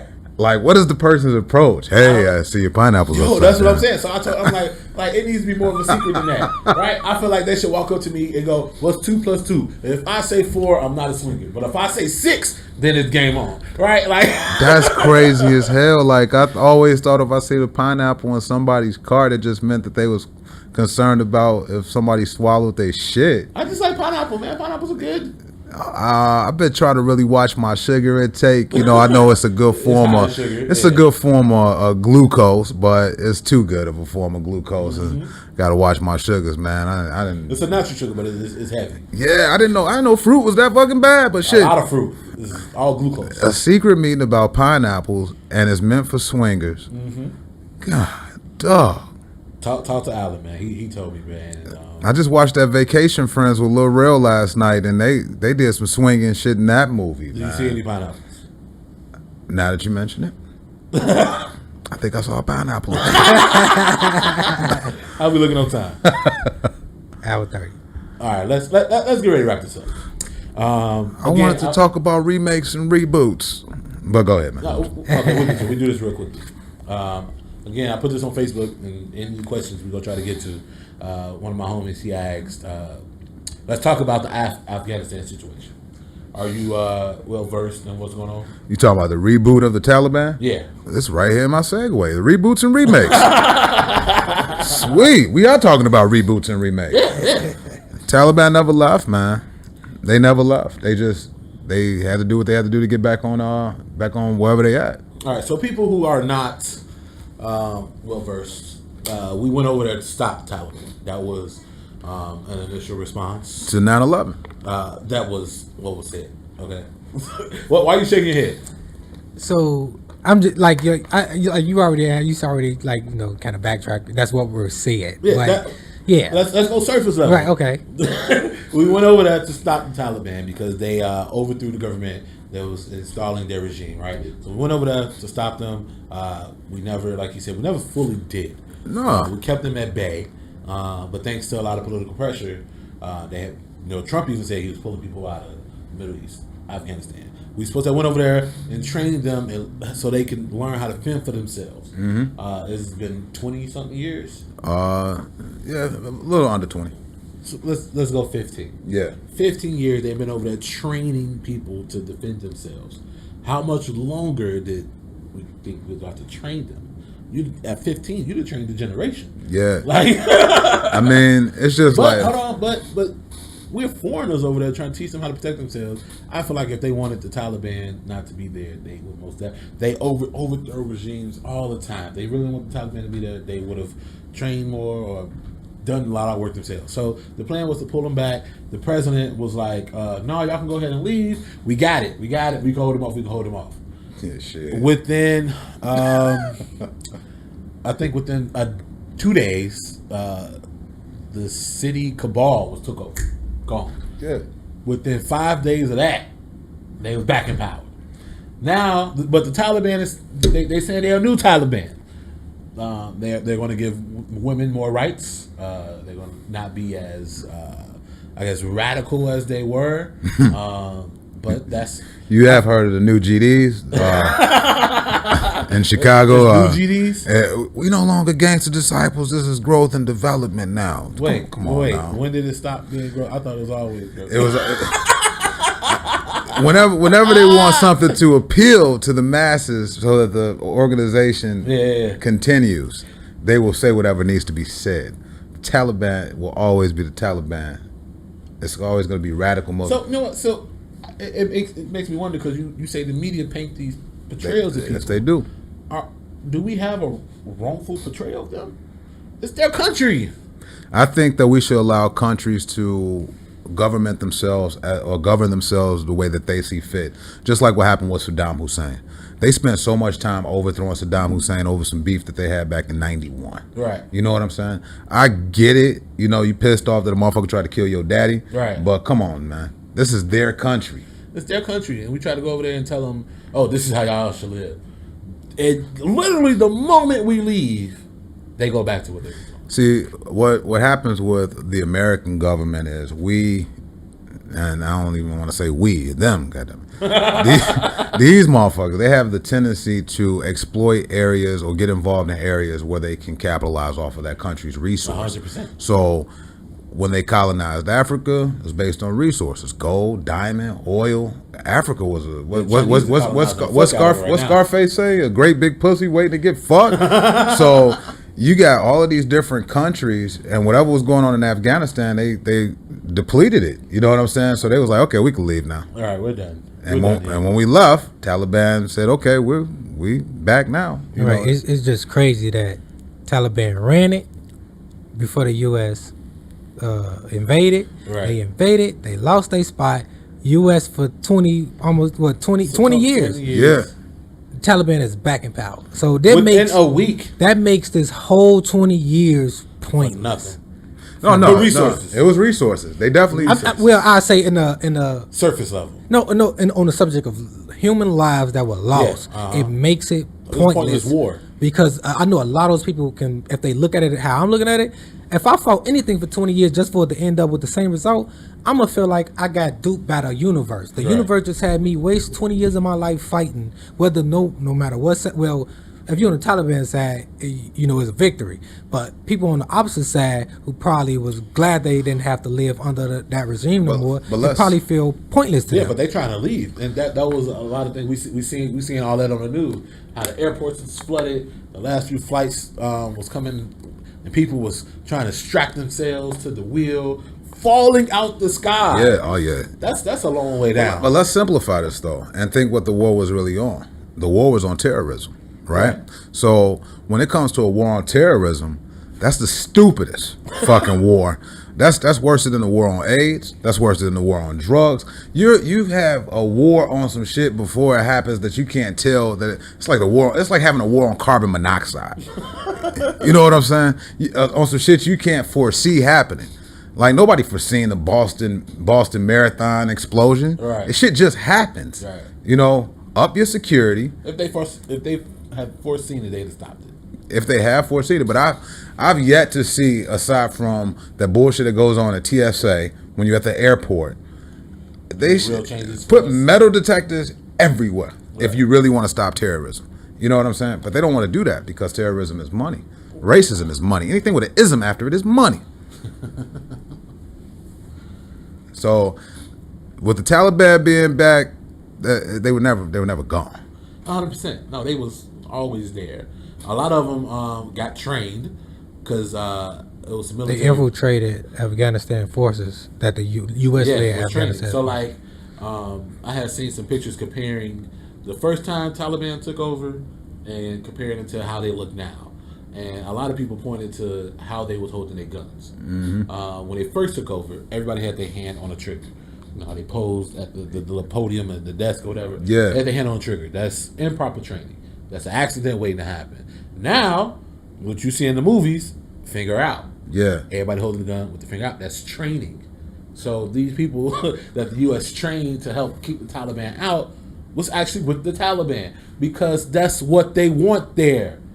Why do we care? Man, we should not we care got so much bullshit here. I think there's a lot of people there who definitely don't want that regime to I believe return. I believe it. And the U.S., along with Canada, China, and some other countries, are allowing refugees in.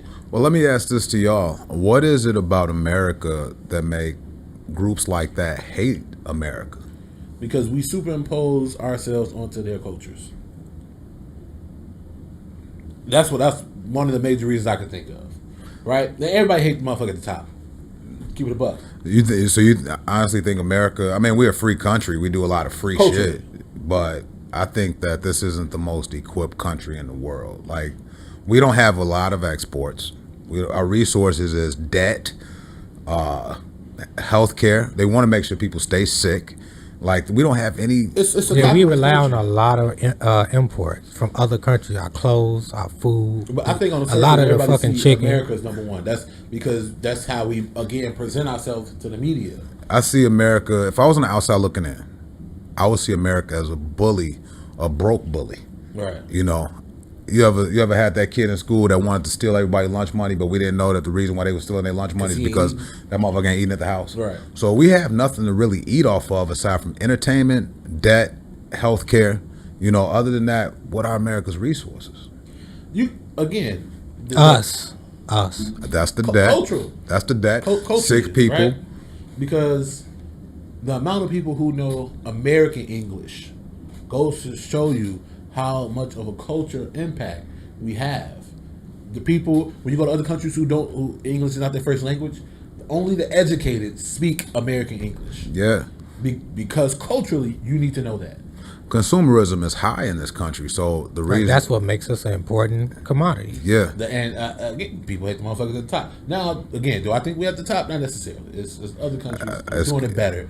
But I think from a lot of, especially third world countries, we look to be on top. Well, if you look at us and you say, okay, how do other countries view us? When I was at Chicago State, I ran into this lady from Jamaica. She was not one of the people who beat Sha'Carri. It was a long time ago. But she told me that the reason why people hate America so much is because everyone in America want to dictate. Yeah. Like the fact that we all have our own minds, our own opinions, and we're never happy with the things as is. Right. You know, other countries hate that. Like we're not a chill ass culture Right. as people think. You know what I'm saying? When I see something, as soon as I see it, I'm like, how can I change this? As opposed to just taking it at its face value. Right. And that's how other countries see us.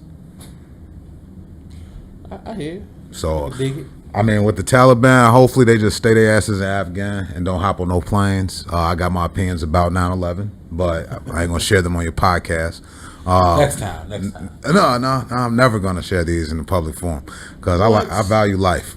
Oh, it's deep like that. Oh, it's a deep cut. Yeah, it's definitely. Let's just say it was an inside job. So, as far as the Taliban, it's just like I said, they never left. It's kind of fun to watch because it's nostalgic. I'm like, Goes around, comes around. like, damn, this reminds me of my 20s.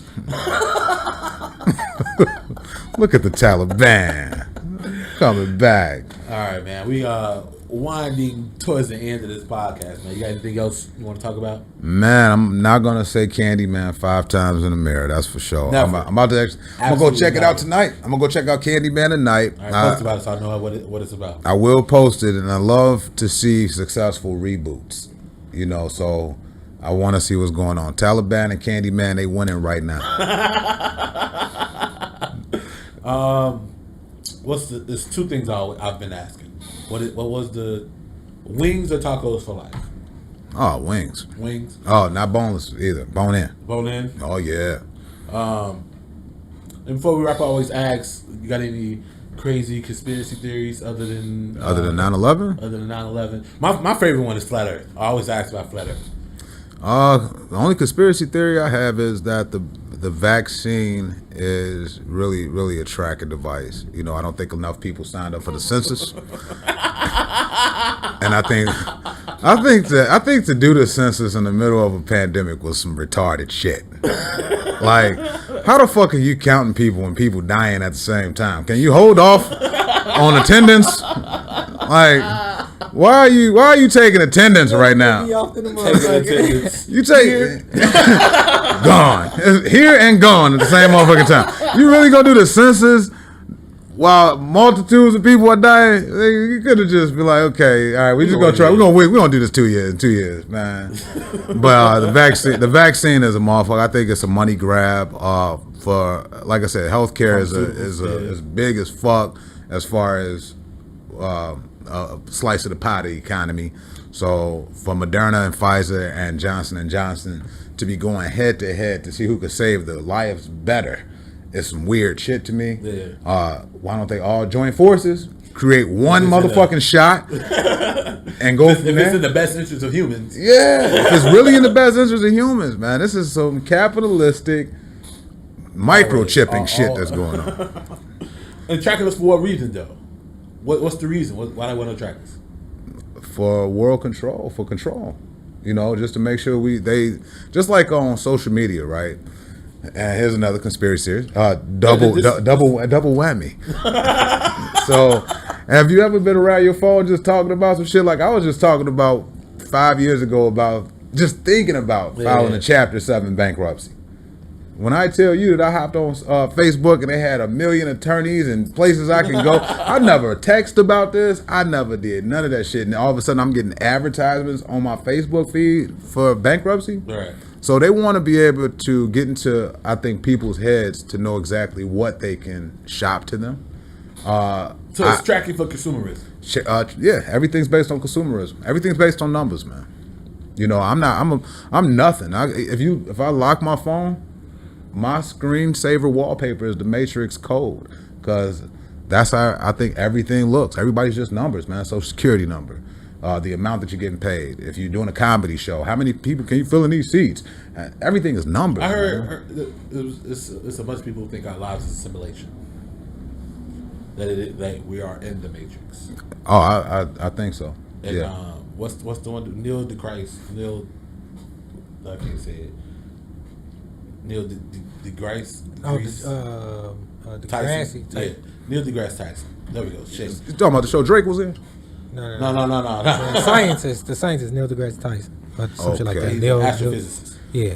And he had basically said, I guess we end on this. He had said, like, if we're in a simulation, we won't find out. But what if we are a simulation of a simulation? Then you come stuck with who's the original people running the simulation. Because at some point, we're going to create a simulated universe. I believe that, but I mean, the biggest misconception that we can have as human beings is that we are in control. No matter what, we're not in control. You know, that's unless you become superhuman, and in order to become superhuman, in my opinion, you have to get extremely wealthy or extremely broke. Everybody else in between is controlled. All right, I forgot one last thing. How do you deal with hecklers? Oh, hecklers, man, it differs, man. What's your favorite heckler experience? My favorite was when I ended up choking this guy out. Stop playing. I'm not lying. You can ask my boy. He was there. I was doing a place called real shit. It wasn't even like a choke out inside the place, man. It was like I was doing a show at the Royal Lounge, and it was one of the most unroyal looking places you'll ever see in your entire life. I wanted to rename it while I was there. It was a hole in the wall, 99th and Torrance, man. Shout out to the Royal Lounge. But yeah, some guys walked in for the free food, and in the process of them getting the free food, they kept talking during what I was trying to do. Right. So I politely said, you know what? It's probably at the right time for comedy. I should just go ahead and just quit right now. Right. I was so pissed off. I go outside. I'm like, fuck, man, how I let these motherfuckers get to me? And I couldn't handle them. I'm like, I just couldn't do it. This motherfucker came outside, touched me on my shoulder. I choked shit out of his ass, man. And I just couldn't stop myself from choking this dude. And was you there at Riddles when dude got knocked out? Oh, the host. We gonna say his name. The host, yeah, I remember that. We'll talk about that off camera. I wasn't there that night, but I talked to the dude who knocked him out, and he told me why and stuff. So. You know what? I like the guy that got knocked out. I never met him, but I heard I didn't hear good things about him. No, he's an asshole. And it's a long overdue knockout. Okay, that's what I've been hearing. Like, if you don't know him that well, or if you can't take that fucking heat from dude, it's like you gonna want to knock his ass out. Damn. In my opinion, I'm like, look, I got tough skin. I'm gonna take the bullshit. He's an asshole, but I think he's an asshole on purpose. Right. You know, so when I heard he got knocked out, I was like, yeah, I can believe that. All right, man. Tell the people where they can find you. Instagram at the real Bobby Wright. That's the masculine version of Bobby. Should be right there. And also on Facebook under Bobby Wright. Twitter, Mr. Bobby Wright. MRBOBBYWRIGHT. Will, it's been a pleasure, man. All right, make sure y'all follow me on all social media platforms. Simply Just Will. Make sure y'all follow us, Third Post Media, all social media platforms. Post like your heartbeat. Motherfuckers be putting plus. Post POST. Post again like your heartbeat. You won't put Created by Curtis? Createdbycurtis.com. You got your own website. You got money, huh? No. I found the cheap way to do this thing. But yeah, I got t-shirts, got the shorts up, got the Chicago shirt up. About to bring back that north, south, east, west one. I'm gonna redo that design so I can bring that back because I got a cease and desist because of the Kanye West beard. So And you say now latest, right? yeah, no. I was just scared to get one from now latest. For my campaign for this next season of comedy that I'm going to be doing, I will be selling shirts, and it is going to say "Make motherfuckers less sensitive again." So make sure you see that. Yeah, man. Make motherfuckers less sensitive again. That's going to be my slogan for my campaign for this next season of comedy that we going into. All right, y'all, we out.